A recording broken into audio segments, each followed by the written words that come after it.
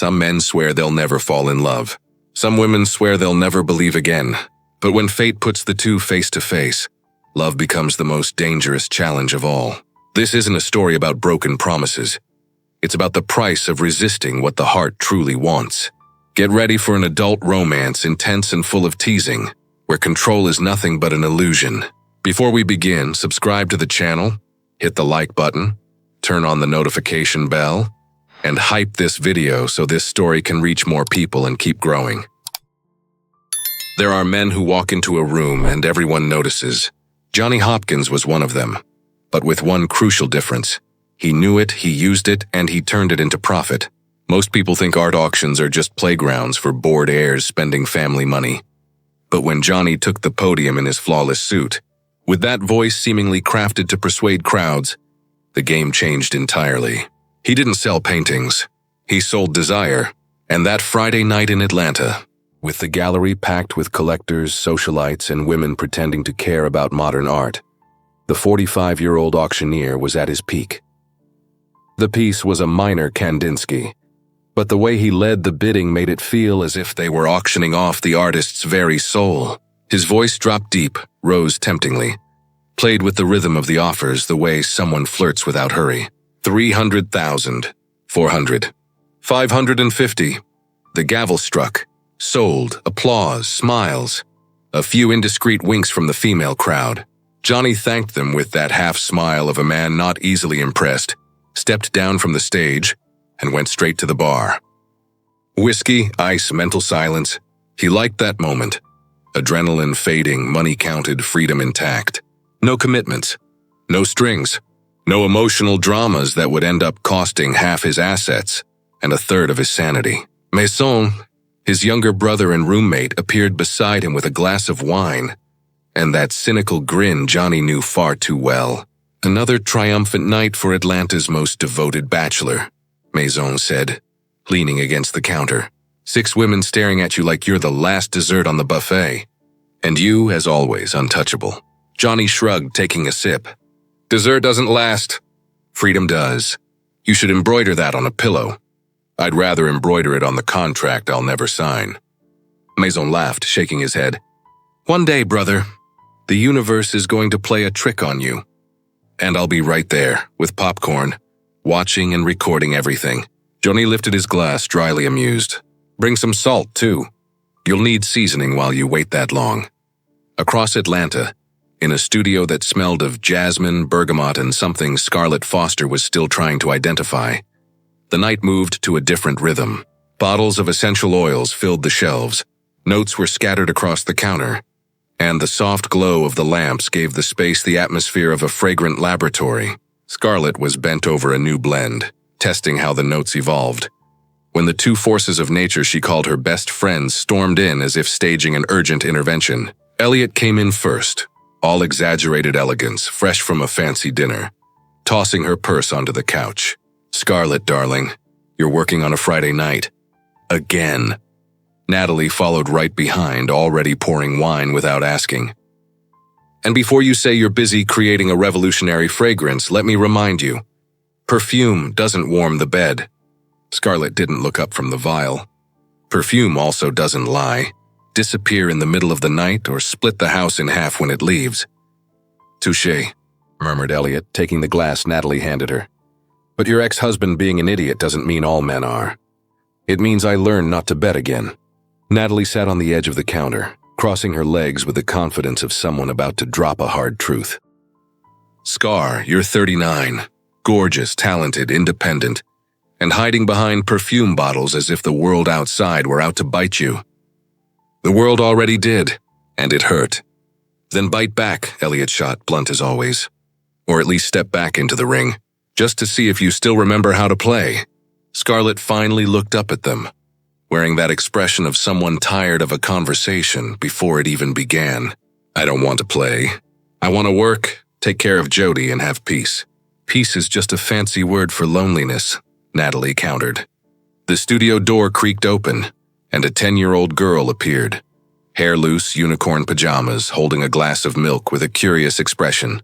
Mom, why does Aunt Nat always talk about men when she's here? All three women froze. Elliot muffled her laughter behind her wine glass. Natalie grinned wide. Because your mom is far too beautiful to stay single, Jody. The girl wrinkled her nose, thinking. She's not single. She's got me and you two and the perfume. Scarlett smiled, pulling her daughter into a quick hug. Exactly. Now off to bed, young lady. Jody kissed her mother, waved at her aunts, and shuffled away in her slippers. But before closing the door, she turned back with that childlike sharpness that disarms any adult. But if someone nice shows up, you'll tell me, right? I want to approve. The door closed. The studio fell into one of those silences where no one needs to say anything because everyone already understood everything. Scarlett turned back to her vial, but now a faint smile lingered on her lips. Elliot and Natalie exchanged a knowing glance. Even Jody's on our side, Natalie said, raising her glass. Scarlett didn't reply. But deep down, somewhere beneath the layers of self-control, she knew the scent of solitude was starting to bother her. And she, better than anyone, could tell when something needed to change. Meanwhile, across town, Johnny finished his whiskey and stared at his own reflection in the mirror behind the bar. Maison was right about one thing: he was untouchable. And he intended to stay that way. Starting over in love after 40 wasn't in the plan. Dating again, marrying, sharing a life? That was for people who still believed in happy endings. He didn't believe in it. But fate, as always, had other plans. And in Atlanta, when two people who swear they'll never surrender to love cross paths, the universe can't resist. It takes note, smiles, and sets chaos in motion. The invitation arrived on a Tuesday, along with the scent of coffee. Scarlett was slowly sipping as she reviewed client orders. Cream-colored paper, gold-embossed letters. The kind of invitation that whispered money without saying a word. Charity exhibition of contemporary art at the High Museum of Art, Saturday night. Black tie optional. And at the bottom, handwritten in black ink, "We would love for you to create an exclusive fragrance for the event. Something unforgettable." Scarlett ran her fingers over the lettering, feeling the texture of the paper. Unforgettable. That was always the hard part. Everyone wanted unforgettable, but few were ready for what that truly meant. Perfume doesn't lie, reveals, and an event full of rich people pretending to care about art required something between elegance and irony, a delicate balance she could achieve with her eyes closed. Elliot called before Scarlett even finished her coffee. "Tell me you're going to accept it."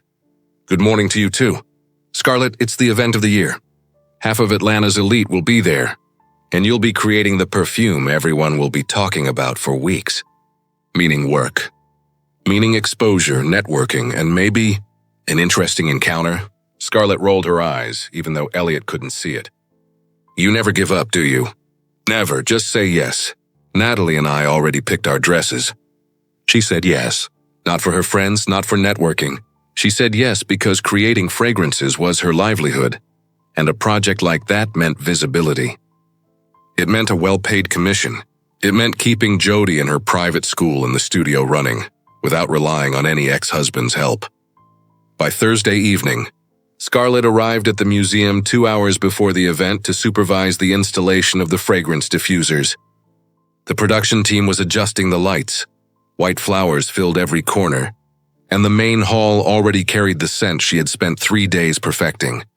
Top notes of bergamot and pink pepper, a heart of iris and jasmine, and a base of amber and musk. Sharp elegance, something that lingered on the skin, and in memory. She was adjusting the last diffuser when she heard the voice. Deep, controlled, with that tone of someone used to being listened to. "Smells like elegant trouble." Scarlett turned slowly. The man stood just a few steps away, dark suit impeccable, hands in his pockets, a half smile on his face.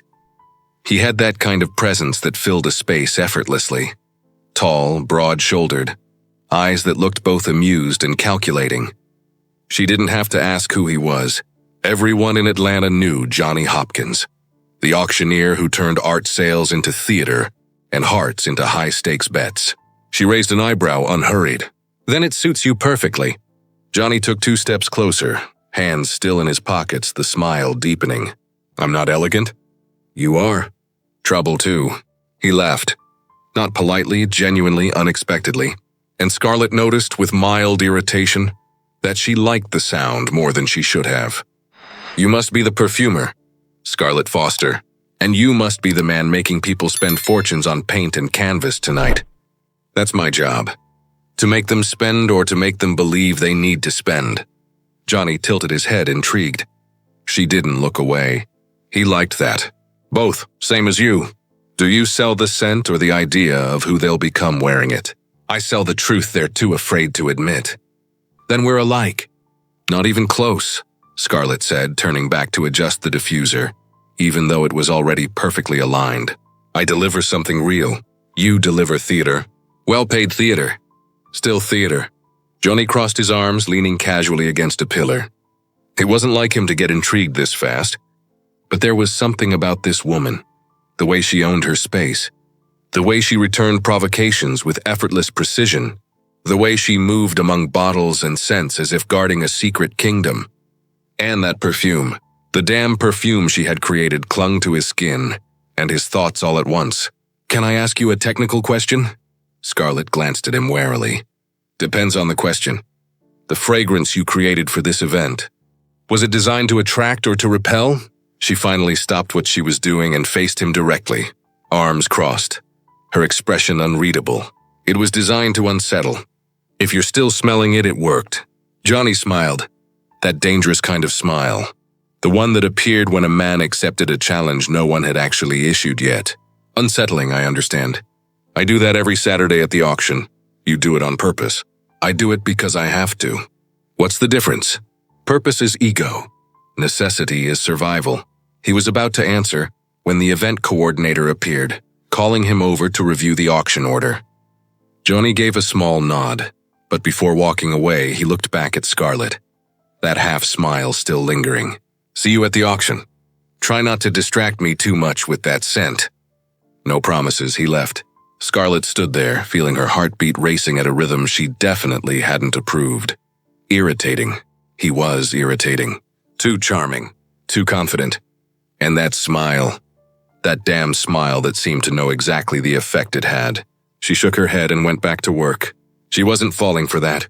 She wasn't falling for any man, especially not a self-assured auctioneer who probably collected broken hearts, the same way he collected art. But when the event began and she walked into the main hall beside Elliot and Natalie, both thrilled about the decor, the dresses, the atmosphere, Scarlett felt the weight of a gaze.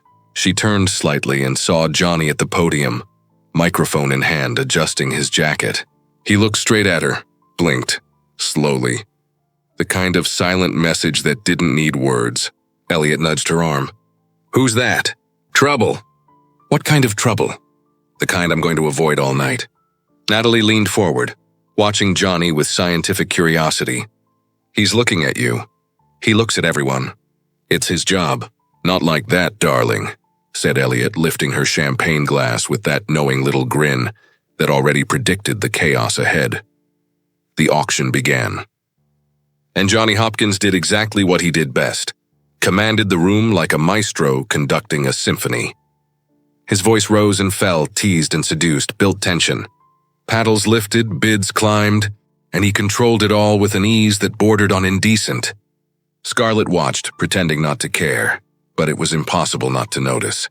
He was good, irritatingly good. And then, in the middle of a heated bidding war, Johnny paused, looked directly at her across the room, and said into the microphone in that smooth, dangerous tone, "Ladies and gentlemen, if you haven't yet caught the scent of the night, take a deep breath." It was created by the talented Scarlett Foster, and I assure you it's as unforgettable as it seems. The entire room turned to look. Scarlett felt the heat rise to her face. Elliot and Natalie stifled their laughter. Johnny smiled, satisfied, and returned to the auction as if nothing had happened. But something had happened. When the night was finally over and Scarlett was leaving with her friends, Johnny appeared by the doorway. Tie loosened, a glass of whiskey in hand. "Running away?" She stopped, turned, and crossed her arms. "Leaving. Looks like running. Looks like common sense." Elliot and Natalie exchanged quick glances, muttered flimsy excuses, and disappeared toward the parking lot, leaving the two of them alone under the museum's soft lights. Johnny took a step closer. "You created a dangerous fragrance tonight. You created a dangerous little show, too. Just returning the favor. I didn't know we were fighting. We're not, he said, voice low, gaze steady. But if we were, I'd say you started it. Scarlett tilted her head, that half-smile returning. And I'd say you don't know how to lose.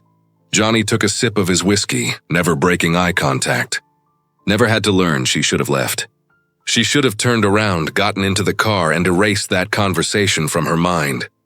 But something about that man, the way he looked at her, the way he met every barb without flinching, the way he filled the air without crowding it, made the atmosphere heavier, more charged. Johnny rolled the whiskey glass between his fingers, thoughtful. Can I make you a proposal? Depends on the proposal. Professional. More or less. Scarlett folded her arms, though she was already smiling. Explain the more or less. I organize a series of charity auctions throughout the year. Art, rare objects, experiences. I want to create an olfactory identity for each event. Something memorable, and you're the best at that. You barely know me, and you already know I'm the best? I smelled tonight's fragrance, and I saw people's reactions. I don't need to know you to recognize talent. Scarlett tilted her head, intrigued despite herself. And what exactly would my part be in this collaboration? Create the fragrances. Have your name associated with Atlanta's most prestigious events. Be put up with me in meetings. That last part sounds like the hardest one. Johnny laughed, genuinely. Probably is. But I promise to make the process interesting. Interesting how? Like a Tuesday night at a quiet restaurant, where we can discuss the details without an audience. Scarlett blinked, processing. Are you asking me out to dinner? I'm inviting you to a business meeting. One that happens to involve food and wine and uninterrupted conversation. That's dinner. If you want to call it that, I won't argue. She studied him for a moment, trying to read between the lines. Do you do this often? Do what? Invite women to business meetings that are just disguised dinners. Johnny smiled, but there was honesty in that smile. I flirt, Scarlett. I won't lie about that. I enjoy the game, the seduction, meeting interesting women. But I always make one thing clear from the start. I don't get attached. I don't fall in love. I love my freedom far too much to give it up. Then what exactly are you doing? Inviting you to dinner. No expectations. No promises, just curiosity. Scarlett should have been annoyed. She should have found it arrogant, even smug. But there was something refreshing about his blunt honesty. No empty promises, no hidden agenda. And if I tell you I'm not interested in men who don't get attached, I'd say that's a shame, and that I'd still like to work with you. Because talent is talent. And I don't mix business and pleasure unless there's a reason to. But you'd like to mix? He took a step closer, voice low, almost intimate. I'd like to find out if it's worth mixing. But only if you want to. No pressure, no drama. I don't do drama, Scarlett. Never have. Don't plan to start? She held his gaze, studying every word, every nuance. There was sincerity there. And danger. The kind that comes from a man who knows exactly who he is. And never apologizes for it. I don't have your number, she finally said. Johnny took his phone out of his pocket, unlocked it and handed it to her. Easy problem to solve. Scarlett took the phone, typed in her number, and handed it back. Seconds later, her phone buzzed in her pocket. She checked. A message from him. Now you have mine. Tuesday, 8 p.m. I'll send the address tomorrow. And Scarlett? She looked at him, waiting. You don't have to decide now whether it's work or not. We'll figure it out along the way. But one thing I promise, I won't lie to you. I never pretend to be someone I'm not. And I never promise what I can't give. Scarlett slipped her phone back into her purse, feeling her heartbeat quicken. Again, without permission. Brutal honesty. Interesting strategy. It's not a strategy. It's survival. I've seen too many people get hurt by the wrong expectations. I'd rather make everything clear from the start. And you think that protects you? Always has. Until now, she said with a teasing half-smile. Johnny blinked, caught off guard by her answer. Are you challenging me? I'm getting to know you. There's a difference. He smiled, that dangerous kind of smile. Good night, Johnny. Good night, Scarlett. See you Tuesday. He gave her one last look, that damned half-smile again, and turned back toward the museum. Scarlett stood there for a few seconds, taking a deep breath. trying to process what had just happened. Then she walked to her car, where Elliot and Natalie were obviously waiting, vibrating with curiosity. "So?" Natalie asked the second Scarlett got in. "He invited me to dinner." Both of them screamed at once. "I knew it," Elliot said. "And did you say yes?" Natalie asked eagerly. Scarlett started the car, adjusted the rear-view mirror. "Technically, it's a business meeting." "Of course it is," Elliot said, dripping with sarcasm. "With wine, intimate conversation, and that look he gave you all night." "What look?" "The I'm going to seduce you but I won't fall in love look," Natalie added. "That type is dangerous, Scar." He was very clear, said he doesn't get attached, loves his freedom, likes to flirt but doesn't make promises. Elliot let out a low whistle. "At least he's honest." "Exactly," Scarlett said, "and that's even more dangerous." "Why?" Natalie asked. "Because I can't hate him for lying. He laid all his cards on the table. Now it's my choice whether I play or not." On the drive home, her phone buzzed again. Another message from him. "Forgot to mention you can bring your opinionated friends if you want. But I'd rather you came alone. Not for romantic reasons. Just because I'm better at one-on-one conversations. And you're far too interesting to share my attention." Scarlett bit her lip, typing back, "I'll come alone. But only because I want to see how far this brutal honesty goes." The reply came quickly. "Get ready not to like everything you hear. See you Tuesday, dangerous perfumer." She tossed her phone onto the seat beside her, right into Natalie's lap, laughing quietly. Elliot looked at her through the rearview mirror. "You're smiling." "I'm not. You are. And I already know how this ends." "How?" "With you falling for a man who swears he'll never fall in love." "And the universe laughing at both of you." Scarlett didn't answer, because deep down she knew Elliot might be right, and she thought Tuesday can't come fast enough. Dinner was on a Tuesday night, in a discreet restaurant tucked in the heart of Midtown. The kind of place where dim lighting and widely spaced tables guaranteed that no one would be interrupted. Scarlett hadn't planned on accepting the invitation. In fact, she had planned the opposite, to ignore the message, go on with her life, and pretend that the encounter at the museum had been nothing more than two professionals crossing paths by chance, never to meet again. But Elliot and Natalie, as always, had other plans. "You're going, Scarlett," said Natalie, sitting on the edge of the work table, legs swinging with her usual impatience. "It's not every day a man like that asks you to dinner." "He didn't ask me to dinner. He suggested a conversation about a possible charity collaboration." Elliot rolled her eyes. "Sweetheart, no man suggests dinner at 8 p.m. in a French restaurant to talk about work. Maybe this one's different." "Exactly. He is different. And you're going to find out just how much." Scarlett sighed, but deep down she already knew she would go. Not for the dinner, not for the man, but because something about that night at the museum had been left unfinished, like a chord unresolved, a note still hanging in the air. And she, who understood the art of composition better than anyone, could recognize when something needed closure. When she arrived at the restaurant that evening, Johnny was already there, seated at a corner table. Dark gray shirt, no tie, the first button undone, a pocket watch gleaming faintly on the chain of his vest. He stood as soon as he saw her, and Scarlett noticed reluctantly that the man knew how to carry himself, polite, attentive, but with that trace of confidence that flirted dangerously with arrogance. "I thought you wouldn't come," he said, pulling out her chair. "So did I," he smiled, sitting back down. "But you did." "Scientific curiosity. About what?" "About how a millionaire auctioneer convinces people to spend fortunes on things they don't need." Johnny picked up his glass of red wine, swirling it slowly, watching the light catch the color. "I don't convince anyone. I just reveal the value that's already there. People choose whether or not to see it, and you profit from their choice. The same way you profit from the scents people choose to wear." Scarlett lifted her own glass, took a sip, and let the wine slide down slowly. He was right. She hated admitting it, but he was. The waiter brought menus, but neither of them seemed particularly interested in food. The conversation flowed too easily, too sharply. Any pause would have felt like a waste. "So," Scarlett said, setting down her glass, "what's the collaboration proposal? Straight to the point?" "I prefer to skip the detours." "Me too. But with you, detours seem more entertaining." Johnny. He raised both hands in mock surrender. Fine, the proposal's simple.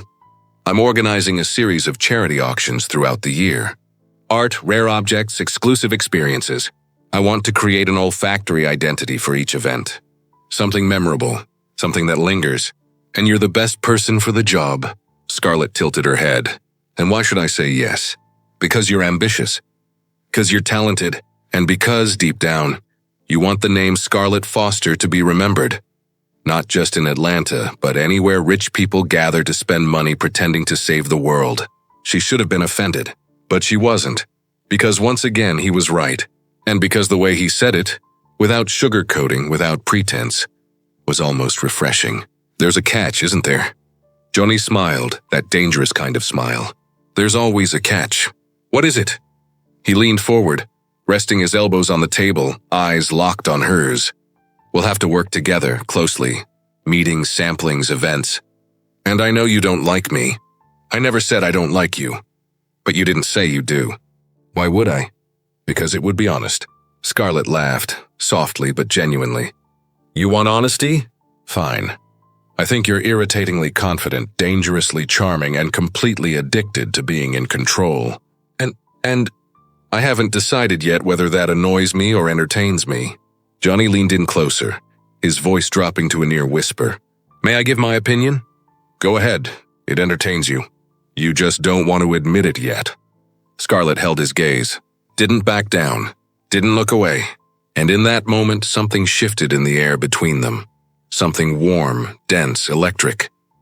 Do you always bet this much on everything? Always, he said without hesitation.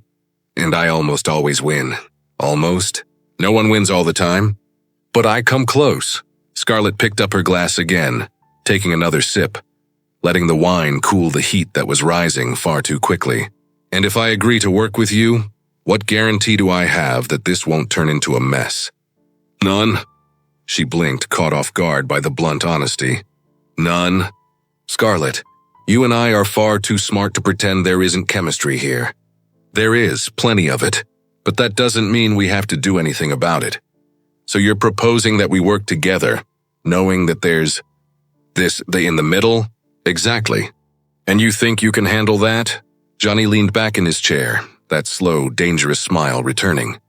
I can, easily. I'm very good at keeping things professional. That's some confidence. It's not confidence. It's control. I know exactly what I want and what I don't. Scarlett narrowed her eyes.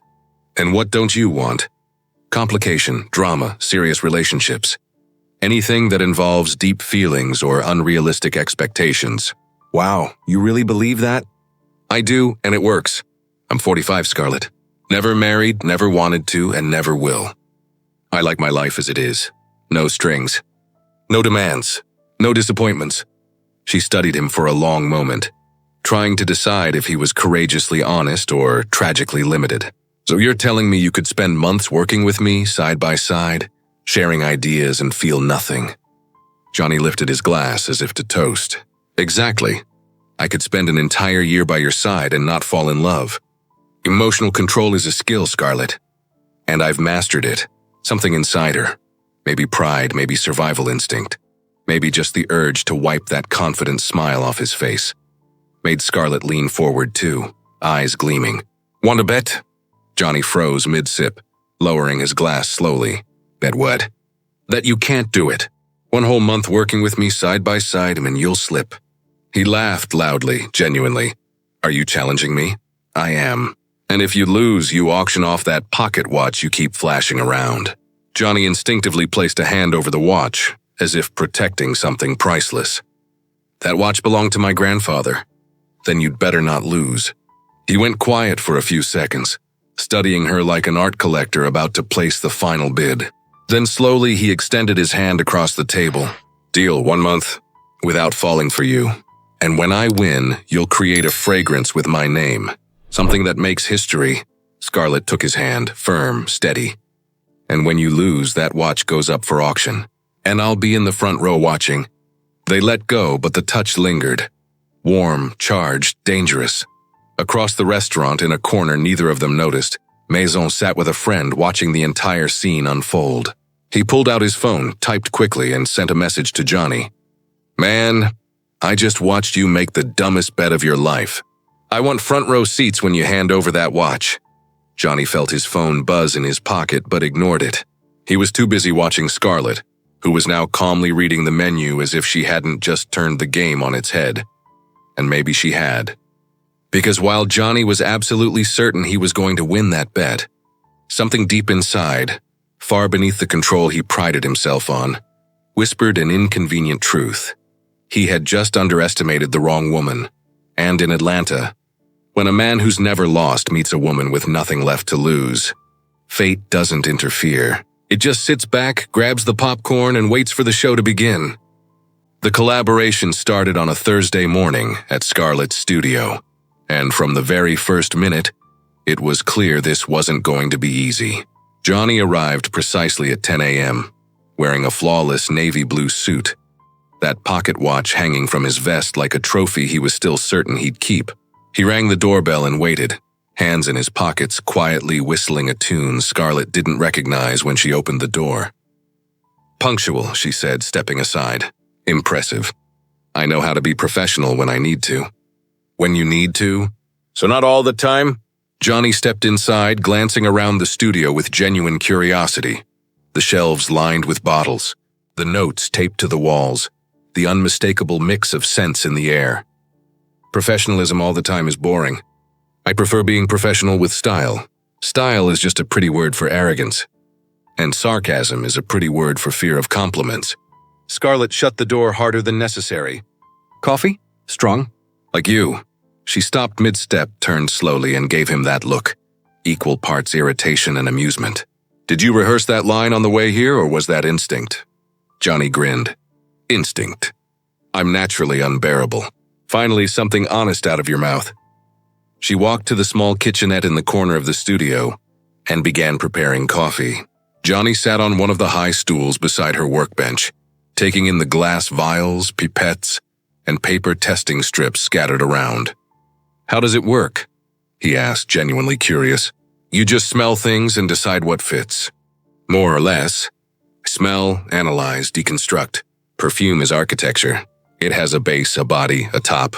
If one note is off, the whole structure collapses." "Sounds complicated." "It is, but it's precise. There's no room for guessing. It either works or it doesn't." Johnny picked up one of the small bottles, uncapped it, took a sniff, and made a face. "What is this? Burnt rubber?" Scarlett snatched it from his hand in a swift motion. "That's labdanum. And you don't touch my essences without permission." "Sorry, I thought we were collaborating." "Collaboration doesn't mean poking around other people's work." "Noted. Am I allowed to breathe, or does that require authorization too?" She set the coffee cup in front of him with more force than necessary, spilling a few drops on the counter. "Breathe. But away from my bottles." Johnny picked up the cup, took a sip, and grimaced. "Is this coffee or rocket fuel?" "It's what I had. If you don't like it, the door's still where you came in." He raised his hands in surrender, though the smile never left his face. Fine. I'll behave. Promise." "I don't believe promises from men who bet against their own hearts." "I didn't bet against my heart. I bet for my self-control." "There's a difference." Scarlett sat on the stool beside him, took a long sip of her own coffee, then said, "Self-control is just pride disguised as strategy, and distrust is just fear disguised as experience." They locked eyes. Neither looked away. The air thickened again, in that maddening way it had since the museum. Scarlett was the first to break the silence, turning to grab a notebook filled with early sketches and ideas. "Let's get to work. Tell me about the first event. Theme, audience, concept." Johnny drank another sip, no complaints this time, and straightened up. "Modern art auction. Audience between 40 and 60. High income, people who buy art either to invest or to show off. I need a scent that says sophistication but with an edge. Something unexpected. Something that unsettles him in a good way." Scarlett jotted down notes, thinking aloud. "Bold sophistication. So no classic florals. Maybe leather, tobacco, softened with vanilla or tonka bean. Create contrast. Raw elegance." Johnny watched her write, the way her pen moved quickly across the paper, The focus on her face, the subtle way she bit her lower lip when she was thinking.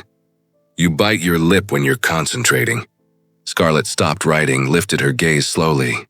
And you notice things that don't matter when you should be focusing on work. I'm multitasking. You're insufferable. That too. But efficient. She turned back to her notebook, now acutely aware of her own body, of how closely he was watching, of the small space between them at the counter. When's the event? 3 weeks from now. 3 weeks?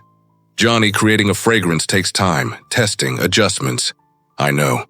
But you're good, and I trust you'll pull it off. Trust or manipulation? A bit of both. Works better that way. Scarlett closed the notebook and looked at him squarely. If I'm doing this, you'll have to give me complete creative freedom. No opinions. No interference. I create it, you approve or don't, simple. Agreed. And you'll have to come here a few times to test the versions. I'll need feedback. Johnny smiled. That smile she was already starting to recognize as a warning sign. So I'll have to spend more time with you? Unfortunately. Perfect. More chances to prove I'll win the bet. Or to lose spectacularly. Unlikely. We'll see. They kept working for another hour, discussing notes, strength, audience, packaging. And with every passing minute, the energy between them grew sharper. Quick provocations, witty comebacks, glances that lasted half a second longer than they should have. It was like watching two duelists sparring with words instead of blades. When Johnny finally stood to leave, it was already past 3 in the afternoon. So I'll see you next week for the first sampling, Tuesday, 10 o'clock, on the dot. If you're late, I'll start without you. If I'm late, you'll wait, because you'll be too curious to see my reaction. Scarlett crossed her arms, leaning against the doorframe. Confidence is a dangerous trait, only when misplaced. He passed by her, too close, and Scarlett caught his scent. Woody, clean, with a faint citrus undertone. Subtle but present. Annoyingly pleasant. You wear terre d'Hermès, she said before she could stop herself. Johnny paused at the door, turning with that half-smile. Impressed? Just stating a fact, predictable. Predictable? Every successful man who wants to project effortless sophistication wears terre d'Hermès. Johnny tilted his head, amused. And what do you suggest? Something less obvious, less safe. Something that makes people stop and think. Like you? Scarlett blinked, momentarily speechless. He'd turned the tables again. Goodbye, Johnny. See you Tuesday, Scarlett. He left, whistling the same tune he had when he arrived. Scarlett stood in the doorway, listening to his footsteps down the stairs, the sound of the front door closing, the car engine starting. Then she went back into the studio, sat on the stool where he'd been sitting, picked up the half-empty coffee cup he'd left and, without really thinking, smelled it. Coffee. Terre d'Hermès. And something else, something she couldn't quite identify, but that lingered in her memory like an unresolved chord. She shook her head, annoyed with herself. How stupid. But as she began pulling bottles to start the first draft of the fragrance, Scarlett realized something. She was smiling. And that definitely hadn't been part of the plan. Meanwhile, across town, Johnny walked into the apartment he shared with Maison and found his brother sprawled on the couch, eating popcorn and watching some lion documentary. So, Romeo, how was day 1 with the woman you swore you'd never fall for? Johnny took off his jacket, tossed it over the back of a chair, and headed straight for the fridge to grab a bottle of water. Easy. Professional, completely under control. Maison laughed loudly. Under control? Man, you're smiling. I'm not. You are. Go look in the mirror. Johnny took a long drink of water, wiping his mouth with the back of his hand. I smile all the time. Not like that. That's the smile of a man who's in trouble and doesn't know it yet. Maison, I've known you for 35 years, and in all that time, you've never been right about anything in my love life. That's because you've never had a love life. You've had dates, flings, casual sex, but never anything real. And do you know why? Johnny rolled his eyes but didn't answer. Because you've never met someone who actually challenged you. Until now, she doesn't challenge me. We just have an interesting dynamic. Interesting. Right. I bet in 2 weeks you'll be buying flowers, writing poetry, and posting couple photos on Instagram. I don't have Instagram. You'll create one. Just to post a picture with her.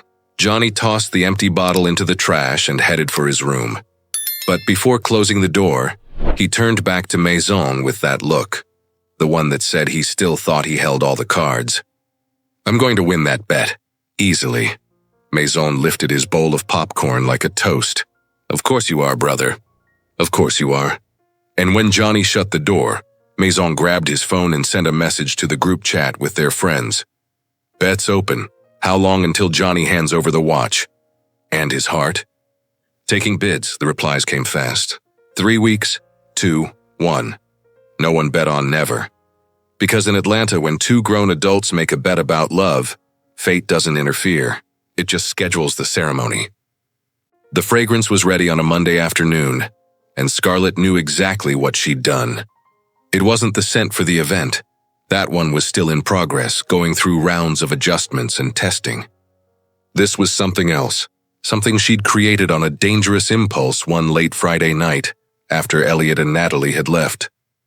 Leaving behind half a bottle of wine on the counter, she'd stayed alone in the studio, surrounded by vials and possibilities, and thought, what would Johnny Hopkins smell like if he were honest? Not the safe, predictable Terre d'Hermès.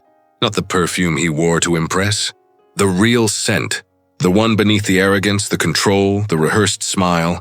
She started with leather, because he had that presence, strong, commanding, impossible to ignore. Added tobacco and a touch of black pepper to capture his provocative edge, his sharp sarcasm. In the heart, she softened it with amber and tonka bean, because beneath all that armor there was warmth, humanity, vulnerability. And at the base, deep down, she added musk and vetiver, earthy, grounded.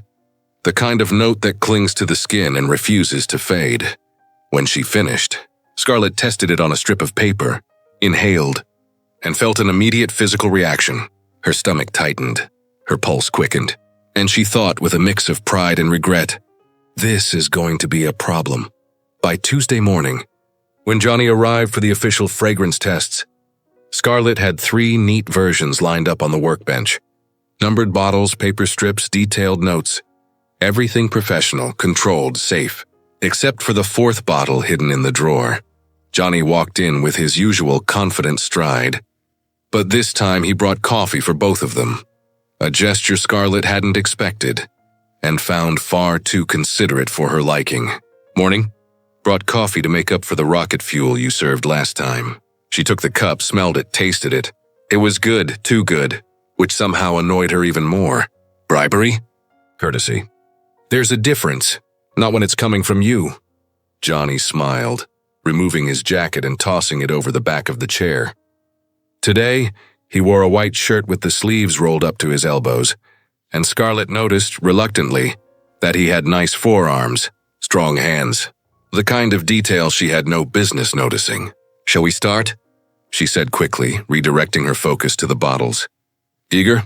Busy, I have other clients besides you. None is interesting. Every one of them is more interesting than you. Johnny took the first testing strip she handed him, smelled it, analyzed. Strong, bold, but a little too aggressive. It's supposed to be. The audience is competitive. People who like to dominate a room. He smelled it again, thoughtful. Makes sense. But maybe soften it a bit. Add something in the middle.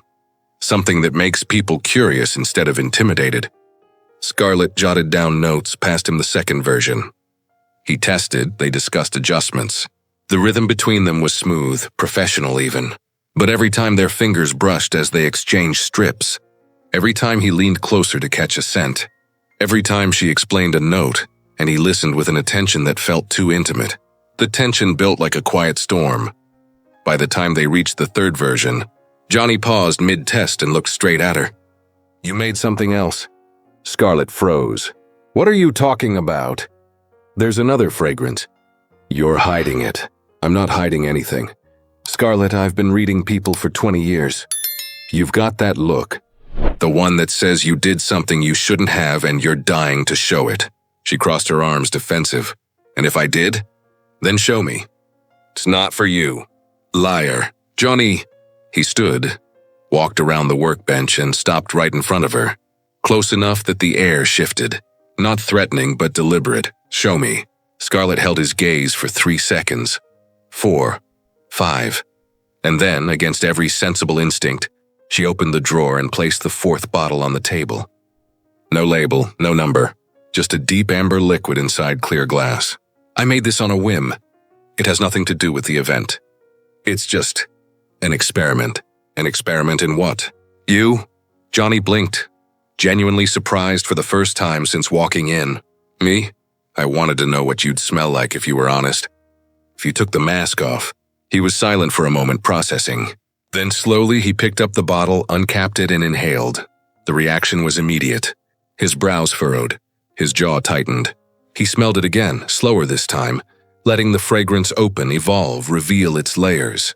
Leather, tobacco, pepper, amber, tonka bean, musk, vetiver. And then he understood. That's me. It wasn't a question.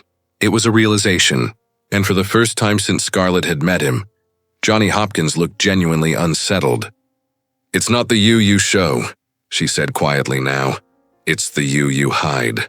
He closed the bottle slowly but didn't let go. He held it like something precious and dangerous. How did you know that? I didn't, I felt it. It's what I do. Johnny set the bottle back on the workbench but didn't take his eyes off her. You deconstructed me in a bottle. I reconstructed you in one. They stood there still, the air between them thick with something neither was ready to name. Then Scarlett's phone rang, shattering the moment like glass hitting the floor. She answered quickly, grateful for the interruption. Hi, Jody. You okay, sweetheart? Still at school, huh? No, don't worry, I'll pick you up. What time? Okay, love you. She hung up and exhaled deeply. I have to go pick up my daughter. She's sick at school. Johnny was already reaching for his jacket. No problem. We'll continue another day. Don't you want to take the... She nodded toward the 4th bottle. To test it at home? Johnny looked at the bottle. Then at her. Do you want me to take it? No, then why offer? Because I'm a masochist. He smiled, but it was different this time. Not his usual confident grin, smaller, real.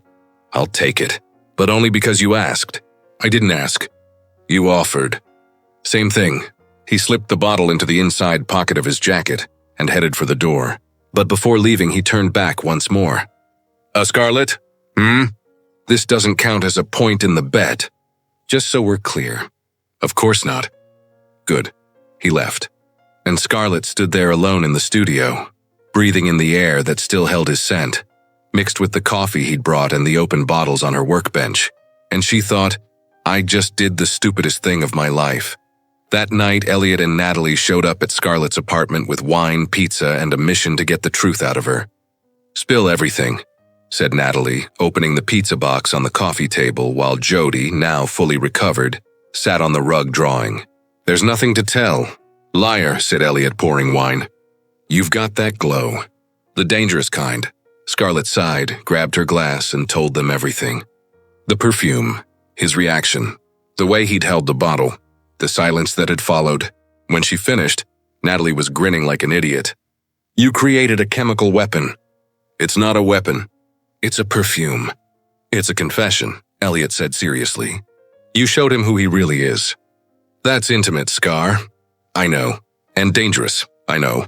And you liked it, said Natalie, pointing her glass at her. You liked seeing him disarmed. You liked having the control. Scarlett didn't respond, because it was true. Still drawing, Jody asked without looking up. Are you talking about the man who came here the other day? The one with the nice voice. The 3 women froze. What man, honey? Scarlett asked, trying to sound casual.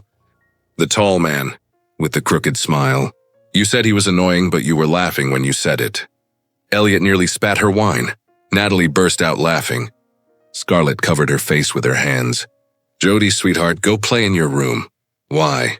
Because your aunts need to embarrass Mommy in peace.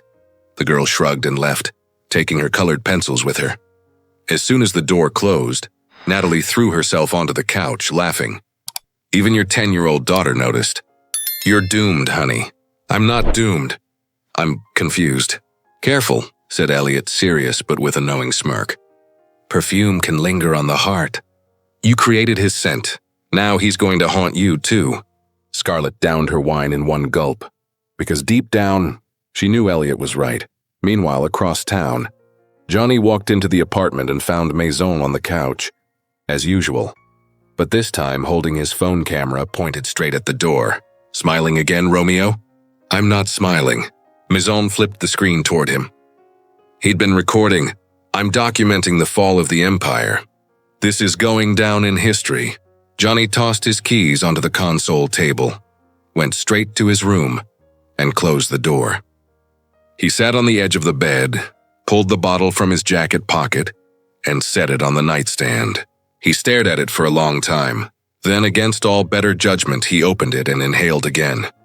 And this time, he admitted to himself what he hadn't been able to at the studio. She was right. That was his scent. The real one, the part of him no one had ever seen. And for the first time in 45 years, Johnny Hopkins felt afraid, not of losing the bet, but of winning it. He sat there, the bottle in his hand, thinking. Normally, when he felt something like this, that restlessness, that unease, he'd pull back. Disappear for a few days. Let it cool. That was his system. Keep distance. Keep control. But this time was different. This time he didn't want to pull back. He grabbed his phone, opened the chat with Scarlett, typed and deleted 5 different messages before finally sending one. "We need to discuss the final adjustments to the fragrance. How about dinner at my place? Saturday, 8 p.m., Maison will be out." He reread it. It sounded casual, professional, safe, a lie. There was nothing safe about it. But before he could change his mind, he hit send. The invitation had come by text. Short, direct, exactly the way Johnny wrote when he didn't want to leave room for refusal. Scarlett read it 3 times before replying. Dinner, at his place, alone. Everything about it screamed bad idea, but she typed anyway. "All right, I'll bring wine." The reply came seconds later. "Bring patience, too. I'm going to try cooking." She laughed to herself on the couch, and Jody, who was sitting beside her eating popcorn and watching cartoons, glanced up with that childlike curiosity that misses nothing. "You're laughing at your phone again." "No, I'm not." "You are. Is it the man with the nice voice?" Scarlett locked her screen too quickly. "Jody, stop spying on your mother's life." "I'm not spying. I'm just paying attention." "Then pay attention to your cartoon." The girl shrugged, but before turning back to the TV, she dropped a bomb in that disarmingly innocent way children do.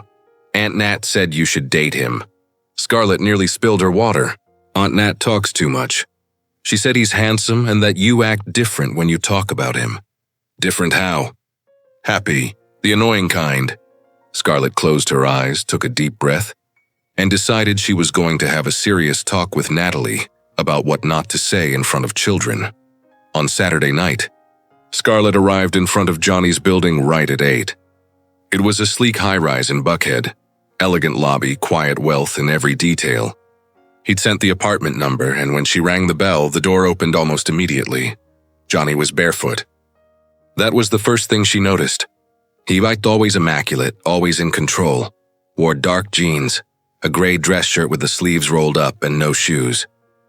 There was something disheveled about him, almost human, and Scarlett found that far more dangerous than any perfectly tailored suit. "I'm on time," she said, stepping inside and handing him the bottle of red wine. "I know, you're punctual. I think that's your only flaw." "Punctuality's a flaw now?" "When it leaves me without an excuse to complain, yes." He closed the door and Scarlett looked around. The apartment was spacious and minimalistic, with floor-to-ceiling windows overlooking the city. Masculine decor, but tasteful. Leather sofa, shelves of books, a few art pieces on the walls. It smelled faintly of something burning. She frowned. "What are you doing in the kitchen?" Johnny rubbed the back of his neck, embarrassed for the first time since she'd met him. "Trying not to burn down the building." Scarlett walked straight to the kitchen and found chaos. Pots on the stove, one smoking. Vegetables hacked to death on the cutting board. Sauce splattered across the counter. Johnny followed her, holding the bottle of wine like a shield. "I can explain." "Please do." "I overestimated my culinary skills." Scarlett folded her arms, trying not to laugh. "You can't cook." "I can order takeout really well." "Johnny, you invited me to dinner." "I invited you to try dinner. My intentions were noble." She sighed, slipped off her jacket, tossed it over a chair, and rolled up her sleeves. Move. What? Move, before you turn this into a Greek tragedy. Johnny stepped aside, leaning against the counter, watching as Scarlett took over. She turned off the burning pot, dumped its contents, washed it, and started again. Quick, precise, confident movements. She grabbed the vegetables he'd massacred and recut them properly. Seasoned the flavorless meat.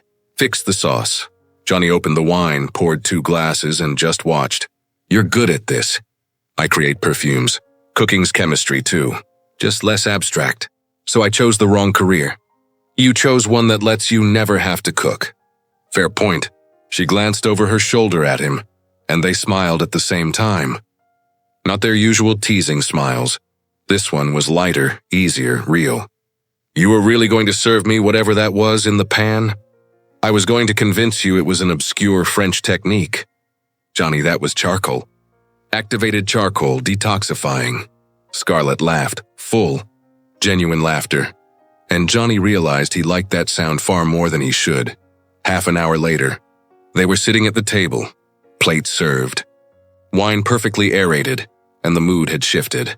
It was more comfortable now, less tense, less of a game. So, said Johnny, cutting a piece of the steak Scarlett had rescued, are you always this good at fixing other people's disasters? Only when the disasters are harmless. And am I harmless? Scarlett took a sip of wine, thinking, You're controlled danger. Is that a compliment? It's an observation. They ate in silence for a few minutes. The kind of silence that happens when 2 people already know each other enough not to fill every second with words. Then Scarlett's phone rang. She glanced at the screen and answered quickly. Hi, sweetheart. You okay, huh? Calm down, calm down. You're with Aunt Elliot? Okay, let me talk to her. Johnny noticed the change in her expression. That instant worry, the way her whole posture tightened. Elliot, what happened? Nightmare? She all right now? No, I'll come. Doesn't matter, I'll come. 20 minutes. She hung up and was already standing. I'm so sorry, I have to go. Jody had a nightmare. She's crying and won't sleep unless I'm there. Johnny stood too, no hesitation. I'll drive you. You don't have to, I drove here. You drank too much wine. I'll take you. Scarlett was ready to argue, but the tone he used, firm, no room for debate but not overbearing, made her just nod. Okay, thank you. They went down in silence, got into his car, a black sedan with a pristine interior that smelled of new leather, and Johnny drove while Scarlett texted Jody, trying to soothe her from afar. Does she have nightmares often? He asked, breaking the silence. Sometimes. Usually when she's tired or stressed about school. Must be hard. Doing everything alone, Scarlett turned to the window, the city lights blurring past. It is, but it's what I've got. And I'd rather do hard alone than easy with the wrong person. Johnny didn't answer. He just kept driving, but something in that sentence stayed with him, echoing, poking at a place inside he didn't like to look. When they stopped in front of her building, Scarlett was already reaching for the door, but she turned before stepping out. I'm sorry about dinner. You saved dinner. I ruined it. You didn't ruin it, it just ended early. Johnny kept his hands on the wheel, staring straight ahead, and then said, without looking at her, we could try again. Another night. When Jody's okay, Scarlett froze, one hand on the handle. Try what? Dinner or something else? He finally looked at her, and for the first time there was no smirk. No teasing, just honesty. I don't know. But I want to find out. She stayed quiet for a few seconds, her heart beating to a rhythm she no longer controlled. Johnny, we made a bet. I know. You said you were going to win. I know. So what are you doing? He smiled, small, almost sad. Losing. I think I'm losing. Scarlett felt her chest tighten. And before she could answer, before she could even process what that meant, she got out of the car, shut the door, and walked into the building without looking back. But when she took the elevator up, when she got home and hugged Jody, when she lay beside her until the girl fell asleep again, Scarlett stared at the ceiling, feeling the scent of his cologne still clinging to her memory. Hearing those words echo in her mind, losing, I think I'm losing, and she realized, with a mix of fear and relief, that she was losing too. Meanwhile, Johnny returned to his empty apartment, Found the table still set, plates half finished. "Can open?" Maison came in half an hour later, loud as usual, and stopped at the sight. "What happened here? You finally learned how to cook and she ran away in disgust?" Johnny was sitting on the couch, a glass of wine in hand, staring at nothing. She had to leave. Emergency with her daughter. Maison sat beside him, grabbed the bottle and poured himself a drink. "And why the funeral face then?" "Because I said something I shouldn't have." "Like what?" "That I'm losing the bet." Maison let out a long whistle.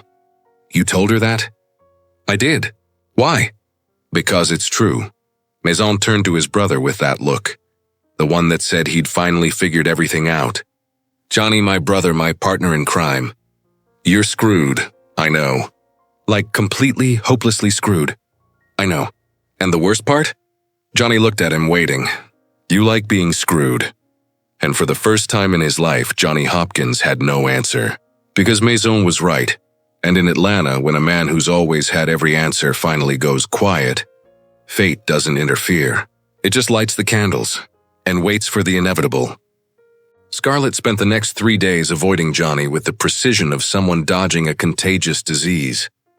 She ignored 2 calls, replied to work messages with single words, and canceled Monday's meeting claiming an urgent client who didn't exist.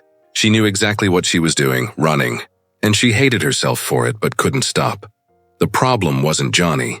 It was what he'd said, losing. "I think I'm losing." Those words had clung to her like long-lasting perfume, impossible to wash away. And worse, she'd liked hearing them. Liked them too much. That scared her more than any grand declaration or romantic gesture ever could. By Wednesday afternoon, Elliot and Natalie showed up at her studio unannounced, as they always did when they sensed trouble. "You're avoiding him," said Natalie, sitting on the counter and grabbing a random bottle to sniff. "I'm not." "Yes, you are," said Elliot, opening the fridge and grabbing water like she owned the place. 3 days with no meeting, no reply, no nothing. Classic avoidance behavior. Scarlett kept mixing essences, pretending to be completely focused. "I'm busy." "You're scared." "I'm not." "You are," said Natalie, now sniffing another bottle and grimacing. Scared he meant what he said. Scared you liked hearing it. Scared this could actually be real. Scarlett slammed the pipette down on the counter. "Did you come here to judge me?" "We came to provoke you," said Elliot, folding her arms. "Because you're doing that thing you always do when something good shows up. You sabotage it before it can hurt you." "I don't sabotage, you do. Remember the dentist? The guy was perfect. Took you to nice restaurants, polite, liked Jody. And you broke up with him because he chewed peas weirdly. He chewed peas with his mouth open. They were peas, Scarlett, peas," shouted Natalie dramatically. "You made up an excuse because you were scared to get attached." "And the personal trainer?" added Elliot. "Handsome, funny, attentive. You dumped him because he used too many emojis in his texts. He used eggplant emojis. In inappropriate contexts, both women laughed, but then Natalie grew serious again and placed a hand on Scarlett's shoulder. "Scar, Johnny isn't the dentist or the trainer. He's different. He challenges you. He gets under your skin. He makes you laugh even when you want to punch him. And do you know why? Because he's exactly the kind of man you need. Someone who isn't intimidated by you. Someone who plays at your level. And someone who's clearly falling for you," added Elliot, even if he hasn't fully admitted it yet. Scarlett sank onto the stool, exhausted. What if it goes wrong? What if I let myself fall and he decides he doesn't want anything serious? That it was all just part of the game? "And what if it doesn't go wrong?" said Natalie softly. "What if it's the best thing that's ever happened to both of you?" Scarlett didn't answer, because there was no answer. Meanwhile, across town, Johnny was having the same conversation, only with far less tact. Maison had barged into his office without knocking, as usual, and dropped into the chair across from him, feet up on the desk. "You're acting weird." Johnny didn't even look up from his paperwork. "I'm not." "You are. Yesterday you bought flowers. And you never buy flowers. Not for decoration. Not for funerals. They were for a client. They were for her." Johnny finally stopped pretending to read and looked at his brother. "They weren't. Liar, and a bad one. I know you. I can tell when you're lying. Maison, you called her 3 times. She ignored you. You texted to ask if she was okay. You, the man who in 45 years has never asked anyone how they were except me and Mom, texted to ask if she was okay. I just wanted to make sure everything was fine with her daughter. Sure. And yesterday you asked me what flavors of ice cream 10-year-olds like. Johnny opened his mouth, closed it, opened it again. I was doing market research. Maison burst out laughing. Market research? Man, you're thinking about buying ice cream for her daughter. You, the guy who doesn't even know the names of the kids in our own family. Jody, her name's Jody. Exactly. You know her name. You know her age. You probably already know her favorite color and what cartoon she watches. Purple, and something with unicorns. Maison threw his hands toward the ceiling, dramatic. That's it, game over. You're done. You, Johnny Hopkins, ruthless auctioneer, natural-born charmer, lifelong bachelor. You've lost the bet to your own heart. Johnny leaned back in his chair, rubbing his face. I haven't lost. You have. I haven't, brother. Suit-wearing Romeo. My roommate who swears he'll never fall in love. You've already lost. You're just too stubborn to admit it. I'm just being considerate, polite, it's different. Polite is offering someone coffee. Considerate is holding the door. You're out here buying flowers, asking about her kid, and making that lovesick idiot face every time your phone buzzes because you think it's her. What face? Maison grabbed his phone, opened the front camera, and pointed it at him. That face. Johnny looked at his reflection. And he saw it. For the first time, he really saw it. The slightly foolish smile, the softer eyes, the expression of a man thinking about someone else. He looked away, irritated. That doesn't prove anything. It proves everything. And you know what's worse? What? You like it. You're terrified, but you like it. Johnny said nothing. Because there was nothing to deny. Maison was right. By Friday, Scarlett was in her studio finishing an order when the doorbell rang. She wasn't expecting anyone. She opened it and found a delivery man holding a huge bouquet of white peonies. Her favorite flowers. Something she'd mentioned only once, in passing, over lunch weeks ago. She took the card. The handwriting was masculine, steady. You're avoiding me. I don't know what I did, but if it's something I can fix, give me the chance. If not, at least tell me. Johnny. Scarlett stood in the middle of the studio, card in hand, the scent of the flowers surrounding her. And for the first time in days, she let her guard drop, because he hadn't tried to impress her. He hadn't been grand or dramatic, he'd just been honest, and that was far more dangerous than any romantic gesture could ever be. She picked up her phone, took a deep breath, and called. He answered on the second ring. Scarlett. His voice came out relieved and almost vulnerable. You remember my favorite flower. I remember everything you say. Why? Johnny paused for a moment, then said quietly, because when you talk, I actually listen. I don't fake it. I'm not thinking about the next meeting or the next auction. Listen, Scarlett sat down on the stool, her chest tight. Johnny, you're confusing things. We made a stupid bet and now everything's blurry. It's not blurry. It's clear. Maybe too clear, and we just don't want to look at it. And what do you think you're seeing? He took a long time to answer, and when he did, his voice was different. No games, no armor. I'm seeing that for the first time in years, I wake up thinking about someone. I'm seeing that when my phone rings, I want it to be you. That when you don't answer, I worry. And I'm seeing that it scares the hell out of me. Scarlett closed her eyes, feeling tears threaten. I'm scared too. I know. I don't want to get hurt again. I don't want to hurt you. But you could. Without meaning to. I could, he admitted. And you could hurt me too. That's the risk. And what if we fail? And what if we don't? Scarlett laughed softly, genuinely. You stole my line. I learned it from a stubborn perfumer I met at a museum. They stayed quiet for a while. The kind of silence neither wanted to break. Thank you for the flowers. You're welcome. Thank you for not blocking me yet. I'm still considering it. Fair Scarlett took a deep breath. Maybe we could... Take it slow. We can. Turtle pace. Snail pace. Whatever pace you want. She laughed again. You're an idiot. And you like it. Unfortunately. So, we try, no bets. No pressure, just... Scarlett looked at the flowers. at the card, at the studio full of essences she used to translate feelings she couldn't put into words, and finally said, "We try." On the other end of the line, Johnny smiled, and Maison, who had been shamelessly eavesdropping from the office doorway, raised his fist in silent triumph and walked off texting the group chat. "The man's down. Repeat, the man's down. Start planning the bridal shower." And in Atlanta, when two grown adults finally stop fighting the inevitable, fate doesn't interfere. It just notes the date and saves the confetti for the end. The event was set for Friday night, and on Tuesday, Johnny showed up at Scarlett's studio carrying a gold-wrapped box, and that smile she was learning not to trust. "What's that?" she asked, not putting down the pipette in her hand. "Open it." "Johnny, we agreed to take things slow. Gifts aren't part of slow. It's not a romantic gift, it's strategic." Scarlett set the pipette aside, took the box, and opened it. Inside was a dress. Luxurious fabric, elegant cut, obviously expensive. She shut the box immediately. "No." "What do you mean, no? You haven't even tried it on." "Johnny, I'm not accepting a dress." That's what?" "Practical. It's a black tie event. You'll need something appropriate. And I know you haven't had time to buy anything because you've spent the entire week finishing the perfume. Which, by the way, turned out perfect." Scarlett narrowed her eyes.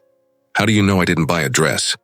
"Because you mentioned it to Elliot in a text, and she mentioned it to me yesterday when we ran into each other at the cafe." "You two are talking now?" "We exchanged 3 sentences. She scolded me for making you cry. I said I didn't know I'd done that. She said I was an idiot. Then she mentioned the dress." Scarlett couldn't decide whether to laugh or throw the box at him. "I can buy my own dress." "I know you can. But I want to give you this one, please. Let me." There was something in his voice, not quite pleading but close, that made her hesitate. "Why is this so important to you?" Johnny rubbed the back of his neck uneasy. "Because I want you to be there. And I want you to feel good, and I know money's been tight since the divorce. And I know you've been working double hours to keep up, and I want to help." Scarlett held the box, feeling its weight, the gesture heavier than the fabric. "This isn't going slow. I know. This is you trying to take care of me? I know. And you shouldn't be doing that if you're still trying to win the bet." Johnny frowned. "Who said I'm still trying to win?" "You did. You said we'd try, but you never said you'd drop the bet." He opened his mouth, then closed it. She was right. "Scarlett, the bet doesn't matter anymore." "It doesn't matter. Or you're just saying that because you know you already lost?" "I didn't lose." "Then it still matters." Johnny ran a hand through his hair, frustrated. "You're twisting everything." "No, I'm trying to understand. Because either you're really with me, or you're still playing. And if you're still playing, I need to know." "I'm not playing." "Then why does the bet still exist in your head?" He went silent. Because she'd hit the mark. The bet was still there. Deep down. A safety net. A way to stay in control. Scarlett set the box back down on the counter, slowly. "You know what your problem is, Johnny. You want both things. You want to get close, but you also want to keep your distance. You want to know me, but you also want to prove you're in control. You can't just let go. And you can?" He shot back, his voice sharper than he intended. "I'm trying. Scarlett, you ignored me for 3 days last week. 3 days! Because you were scared it might be real, and you're giving me an expensive dress while clinging to a stupid bet like a shield. What's the difference?" Johnny stepped closer, his voice lower now, but intense. "The difference is that I admit I'm scared. I admit this is messing with me. I admit that for the first time in my life, I don't know what I'm doing." "Then why not drop the bet?" Because it still means something." "Means what?" He threw his arms open, exasperated. "It means I need to prove to myself that I can do this. That I can get close to someone without losing control. That I can feel something real without turning into some pathetic guy who loses his head and ruins everything." The raw honesty in his voice made Scarlett step back slightly. "Johnny, now let me finish. The bet isn't about you. It never was. It's about me. It's about proving I'm not my father. The man who gave up everything for a woman and fell apart when she left. It's about proving I can feel something real and not destroy myself in the process. Scarlett's chest tightened. You think falling in love is destroying yourself? I saw it happen. I watched my father become someone else. I watched him lose everything. And I swore I'd never be like that. But you're not your father. And I'm not the woman who left. I know, but the bet, it gives me a sense of control.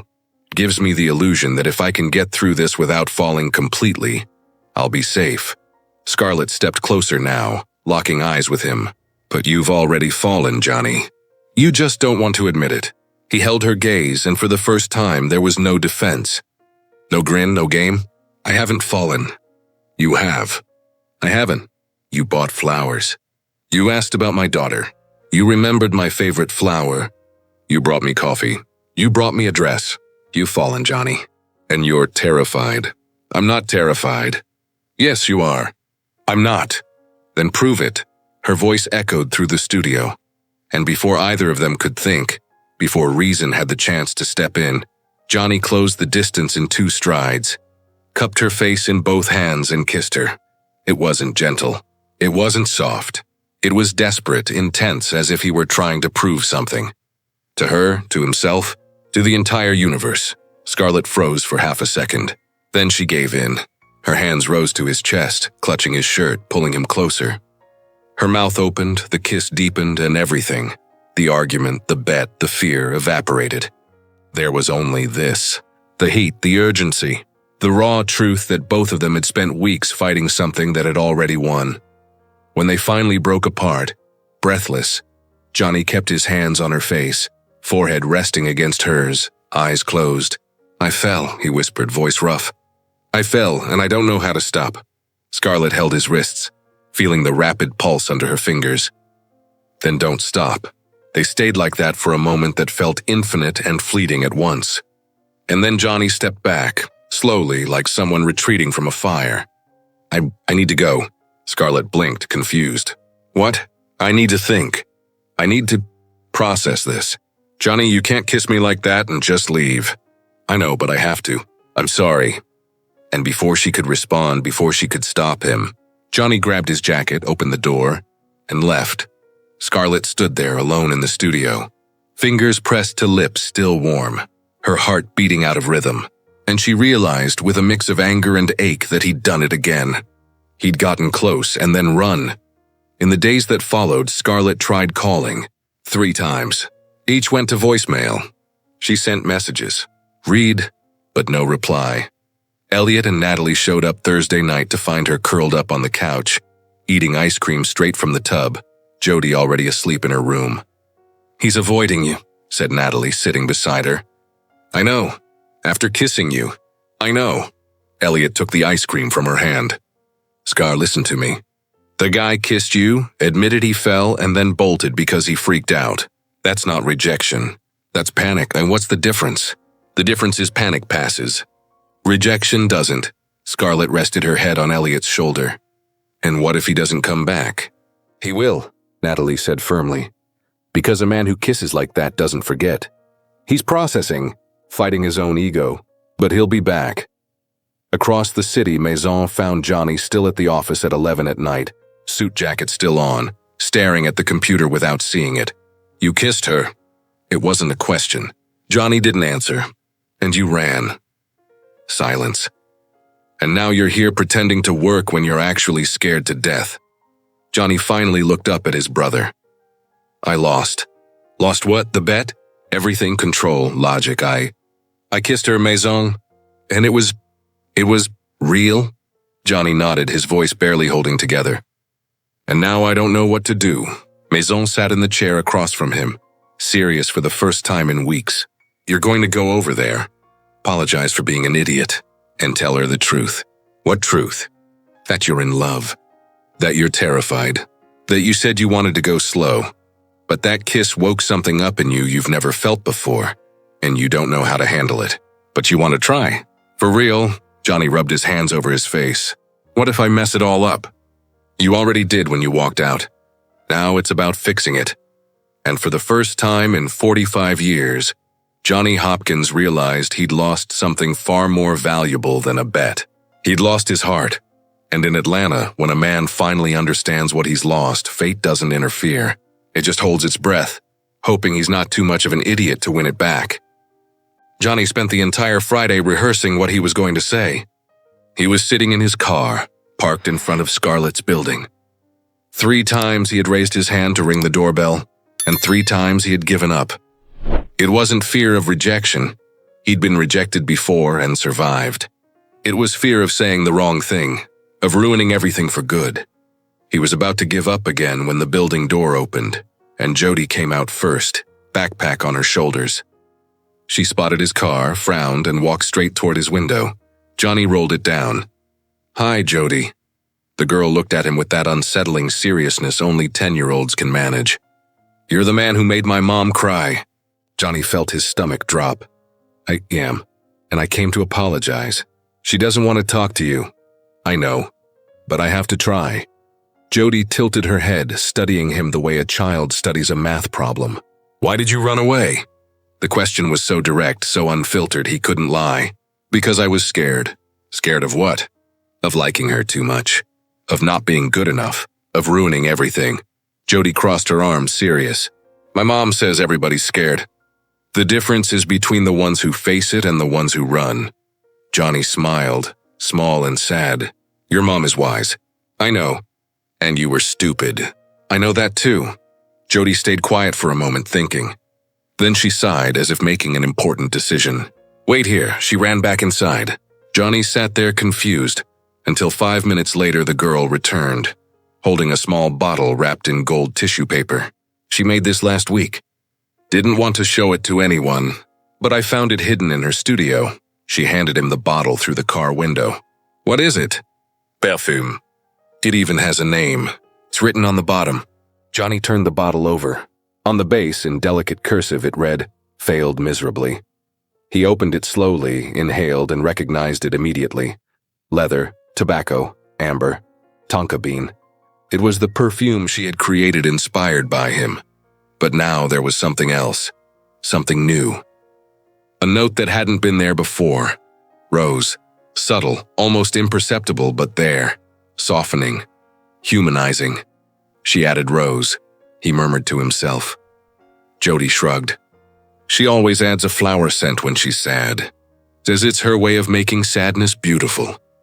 Johnny looked at the girl, a tightness building in his chest that had nothing to do with the bet, control, or fear. It was the raw truth that he had hurt someone who didn't deserve to be hurt. "Jody, can I ask you a favor?" "Depends. Can you tell your mom I came by? And that I'll be at the event tonight, and that I really need to talk to her. Please." Jody pulled her phone from her pocket, typed something, and showed him the screen. It was a message in the group chat with her mom and her aunts. "The man with the nice voice is downstairs looking like a lost puppy. He wants to talk to you." Johnny didn't know whether to laugh or die of embarrassment. "You sent that?" "I did. She'll see it. She'll be mad at me. But that's okay. You seem nice. Just kinda dumb." "Very dumb." Jody smiled for the first time. "At least you admit it." She waved goodbye and went back inside. Johnny sat there holding the bottle, inhaling the scent of surrender. The raw honesty Scarlett had poured into that perfume. And he understood. She hadn't created it to sell. She had created it to process, to translate into scent what she couldn't say out loud. And the name, Failed Miserably, wasn't about her. It was about them. Scarlett didn't come down, didn't answer. So Johnny drove away, the weight of sadness pressing against his chest. That night, the event at the High Museum was flawless. Soft lights, artworks perfectly illuminated. Ambient music and Scarlett's perfume filling the air. Elegant, daring, impossible to ignore. Guests commented, praised, asked where they could buy it. Scarlett stood in a corner of the room, wearing the navy blue dress Johnny had given her because Elliot and Natalie had insisted she couldn't. Waste such a beautiful piece just because she was angry. Holding a glass of champagne she didn't drink. Trying to appear composed while her mind was miles away. Elliot and Natalie stood nearby, watching. "He's not here yet," Natalie said, checking her watch. "Maybe he won't come," Scarlett murmured. "He's coming," Elliot said firmly. Jody texted. "He's on his way. And what if I don't want to talk to him? You do, they said in unison. Scarlett was about to protest when a stir near the entrance caught their attention. Johnny had just arrived. Impeccable black suit, no tie. The first button of his shirt undone. The pocket watch gleamed against his vest. He paused at the doorway, scanning the room until his gaze found her. And he didn't look away. He began walking toward her, the crowd parting naturally as he passed, and Scarlett felt her heart race beyond control. He stopped in front of her. Elliot and Natalie mumbled quick excuses and vanished, but not far, staying close enough to witness everything. "Hi," he said, his voice lower than intended. "Hi, you look beautiful. Thank you for the dress. I should have returned it, but keep it. It was made for you." An uneasy silence settled. People passed, greeting them, but neither looked away. "Jody gave me something," Johnny said, breaking the silence. Scarlett frowned. "What?" He pulled the bottle from the inside pocket of his jacket, small, delicate, wrapped in gold paper. Scarlett's eyes widened. She didn't. She did. And I opened it, and smelled it, and understood. Understood what? Johnny held the bottle between his fingers, as if it were something sacred. "That you added rose. You took the perfume you created for me, the scent of my arrogance, my control, my defenses, and added rose, soft, vulnerable, human." Scarlett looked away, but he went on. "And the name failed miserably. It's not about you. It's about us. About the stupid bet. About me trying to keep control when the only thing I should have done was surrender." "Johnny, let me finish, please." She nodded, eyes glistening. "I spent years believing love was weakness, that giving in meant losing, that keeping my distance was the only way to survive.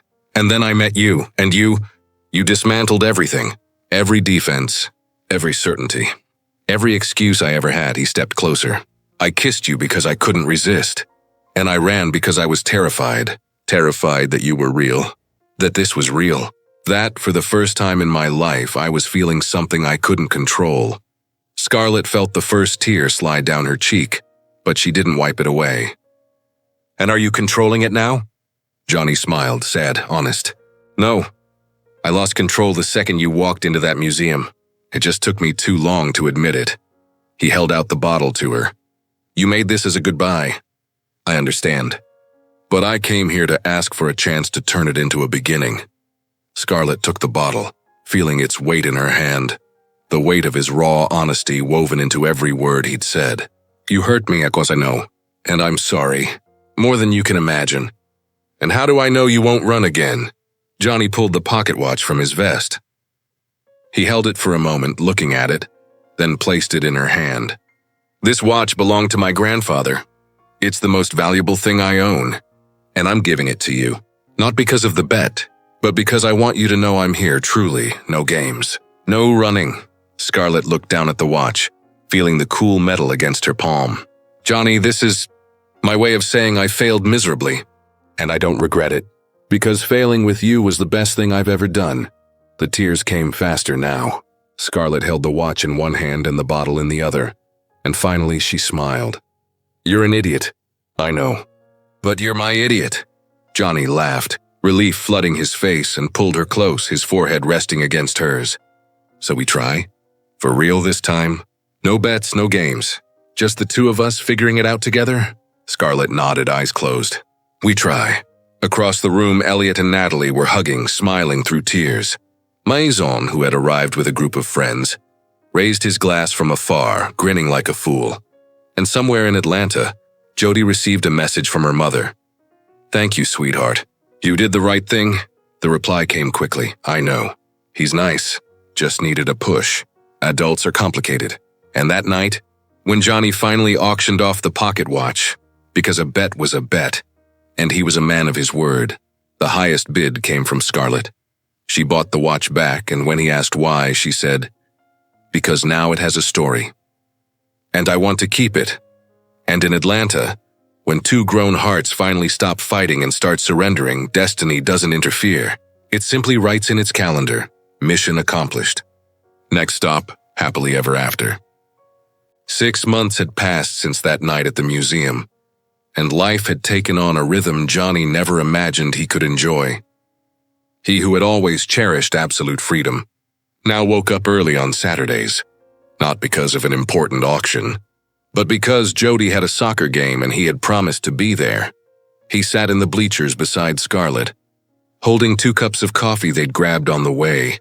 When the girl scored her first goal of the morning, Johnny jumped up shouting as if it were the championship final, and Scarlett laughed, pulling him back down to the bench. "You're more excited than she is. She played great. Did you see that move? I did. I also saw you almost spill coffee on everyone." He smiled, draping an arm over her shoulders, and Scarlett leaned her head against him, comfortable. It was strange how natural it had become, how he had become natural in their lives. It hadn't been easy at first. Jody, despite being the accidental matchmaker, had spent weeks testing him. She'd ask random questions at dinner. "If you and my mom fight, will you leave?" Jody watched how he treated Scarlett. Analyze every gesture with that sharp intelligence only a child who's seen her mother get hurt before could have. But Johnny had passed the test. Not because he tried to impress her, but because he was honest. When Jody asked if he would leave, he said, "I don't want to. But if your mom asks me to, I'll respect that. Because she and you come first, always." And when she asked if he was going to hurt her mom again, he said, "I don't want to. But if I ever do, even by accident, I'll apologize for real and try to make it right. Because she means a lot to me. And so do you." From that moment, Jody began to relax. She started asking him for help with math homework. Because Johnny was good with numbers. She began showing him her drawings, asking about his job, curious about how an auction worked. And one night she asked, far too casually to be truly casual, "Are you going to live here with us?" Scarlett froze, spoon suspended midair. Johnny swallowed hard. "Do you want me to live here?" Jody shrugged, going back to her soup. "You're here every day anyway. It would be more practical, and then you could drive me to school when Mom has early meetings." Scarlett had looked at him, eyes shining. And Johnny understood what the question really was. It wasn't about practicality. It was about belonging. "If your mom agrees, I'd love to." Scarlett had simply nodded, smiling. And 2 weeks later, Johnny was carrying boxes into her apartment. Now their apartment.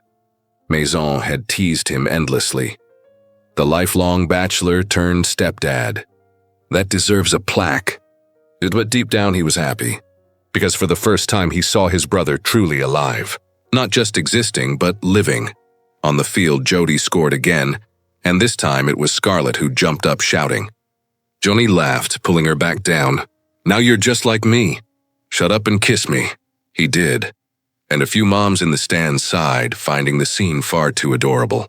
When the game ended, Jody came running, sweaty and beaming, and Johnny opened his arms. She leapt into them and he spun her around. "You were amazing." "I know. Did you see the second goal?" "I did." That defender had no idea what hit him. Jody laughed, and when he set her down, she took his hand and Scarlett's, one on each side, swinging their arms as they walked to the car. "Pizza?" Johnny asked. "Pizza," Jody shouted. "You only think about food," said Scarlett, but she was smiling. "I think about the two of you, and you both love pizza. Therefore, I think about pizza." At the pizzeria, while Jody was in the restroom, Scarlett reached across the table and took his hand. "Thank you." "For what?" "For being here. For staying. For being—" Johnny intertwined his fingers with hers. "I should be the one thanking you. For teaching me that freedom isn't about being alone. It's about choosing who you want to be with." Scarlett smiled softly. "You've changed, you know that?" "I know, and I'm not ashamed of it." "You changed me. Jody changed me. And I've never been happier being a different version of myself." "You're not different. You just stop pretending." He pulled her closer, kissing her forehead. "I love you. And I love our life. Our chaotic routine, the soccer games, the Saturday pizza nights, waking up next to you, watching Jody grow up. I love all of it. Even sharing the bathroom? Even that. Though you two take forever." Scarlett laughed, and when Jody returned, she found them like that. Close, laughing, happy. And she thought, with that simple, childlike wisdom, so this is what family looks like. That night, after putting Jody to bed, Johnny and Scarlett stayed on the couch, she lying back between his legs, A movie playing on TV that neither of them was really watching. Scarlett, Do you regret it? Regret what? Saying yes to the bet. Giving me a chance. She turned her head, meeting his gaze. Never. And you? Johnny smiled, kissing her slowly. I regret not failing sooner. And in Atlanta, when two grown hearts finally build a life together, filled with love, laughter, soccer games, and Saturday pizzas, destiny doesn't interfere. It simply watches, content, and whispers, they finally understood. Love isn't about winning or losing. It's about choosing every single day to stay. 3 years had passed, and the studio had changed addresses, now nestled in a spacious house in Buckhead, with a backyard garden and enough room for Scarlett to work without the scent of her essences invading the bedrooms. Johnny had insisted on the move when they found out they were adopting. A child needs space to run, he had said, with the kind of certainty that comes from finally knowing what truly matters. It was a Sunday morning, and Scarlett was in the kitchen making pancakes when she felt two arms wrap around her from behind. Good morning, Mrs. Hopkins. She smiled, tilting her head back to receive his kiss. Good morning, Mr. Foster Hopkins. Did you sleep well? I did. Until Madeline woke up at 6 looking for the stuffed elephant in the other room. And did you get it? Of course. I'm a fool. Scarlett laughed, turning in his arms. You're a father. That's different. They had married in a small civil ceremony, just family and close friends, with Natalie as maid of honor and Maison as best man. And 2 years ago, after months of paperwork and waiting, they'd brought home Madeline, a 6-month-old baby with enormous brown eyes and a smile that melted whatever defenses Johnny still thought he had left. Now, at almost 3, Madeline was the perfect mix of energy and sweetness. And Jody at 13 had become the most protective, adoring big sister any child could hope for. Mom, Dad, Madeline's trying to eat crayons again, Jody yelled from the living room. Johnny sighed, but he was smiling. I'll go. You finished the pancakes? He walked into the living room and found Madeline sitting on the rug, surrounded by drawings, holding an orange crayon dangerously close to her mouth. Jody was next to her, trying to negotiate. Madeline, crayons aren't food. We've talked about this. The little girl looked at her father, crayon still in hand, and flashed that mischievous grin she had already learned to use as a weapon. Papa, range. Orange is a fruit. That's a crayon. Different things. Madeline thought for a second, tossed the crayon to the floor and raised her arms. Up. Johnny scooped her up, and she immediately slipped her tiny hand into his pocket, looking for the pocket watch he always carried. It had become a ritual. She loved to open the cover and listen to the ticking. Tick-tock, she said solemnly. That's right, tick-tock. Jody stood up, gathering the scattered crayons. Dad, you're way too soft on her. And you aren't? I am. But I'm the sister. You're the dad. You're supposed to be stricter. Johnny laughed, adjusting Madeline on his hip. All right. I'll work on that. Scarlett appeared at the doorway, wiping her hands on her apron, and paused just to watch them. Johnny with Madeline in his arms, Jody tidying the toys. The house was filled with life, with clutter, with love. Breakfast's ready, she said softly. Johnny looked at her and understood instantly. You're crying again. Nope, she lied, wiping her eyes. Jody rolled her eyes in classic teenage fashion. Mom, you cry over everything now. Yesterday you cried because Madeline said "tanku" for the first time. Because it was beautiful, Scarlett protested. Johnny got up, still holding Madeline, and pulled Scarlett into a family hug. Jody, rolling her eyes again but smiling, joined them. We're officially the cheesiest family in Atlanta, Jody muttered. And you love it, Johnny replied. Unfortunately, Madeline, squished in the middle, giggled. That crystal, innocent laugh that makes every adult forget the world's weight for a moment. And Scarlett thought, as she breathed in the blend of coffee. Perfume, crayons, and love. 3 years ago, he bet he wouldn't fall in love. And now he wakes up every day in love with 3 girls at once. I won, he won. We won. Johnny pulled her closer, kissed the top of her head, and whispered, You know what the best perfume you've ever created is? Scarlett looked at him, curious. What? This one? This moment, the scent of a Sunday morning, A messy family and a love that doesn't need to be perfect to be real.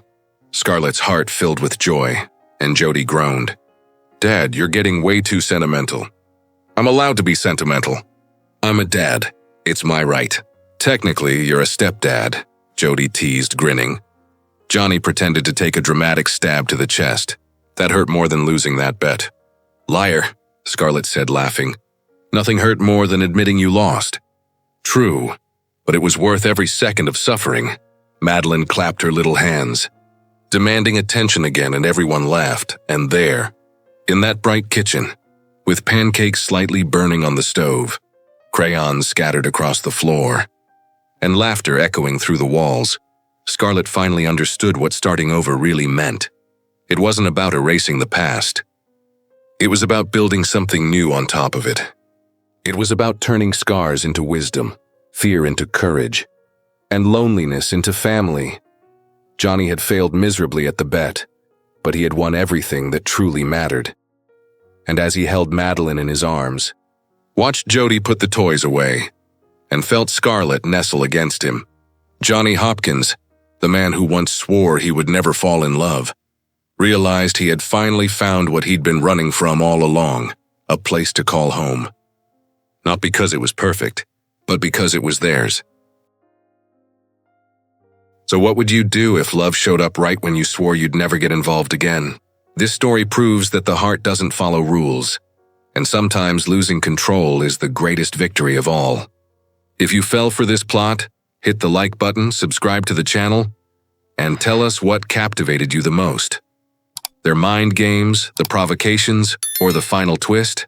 Your engagement and hype make all the difference in helping the channel keep bringing intense stories like this one.